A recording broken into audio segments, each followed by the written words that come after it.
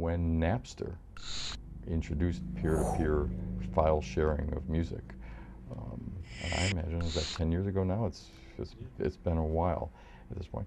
The Napster issue and how to monetize and license digital distribution of music was upheaval, major upheaval for us, and that really remains that.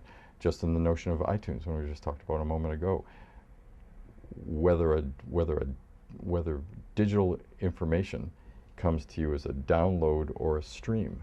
If it's a download and you can hold the music, it's going to be perceived as a mechanical. If it's a stream, it's going to be perceived as a public performance. So there's a question on whether Harry Fox goes in and licenses internet sites for distributing mechanical versions of music, or does ASCAP and BMI go into a digital site and ask for an ASCAP or BMI or CSAC license because it's a stream and it's a public performance? Unresolved.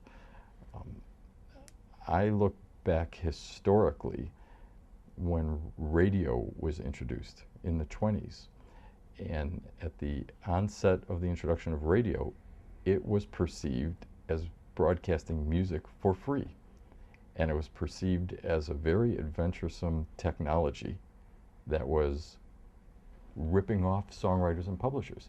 And songwriters and publishers early on were not happy with this new technology called radio and tried to restrict it or get a handle on it. And it took years before the publishing community, on behalf of the writers, could figure out a way to license radio stations. Well, as we now know now, if you fast forward from the 20s to now, the licensing of radios is the single largest source of income that writers and publishers enjoy, that public performance.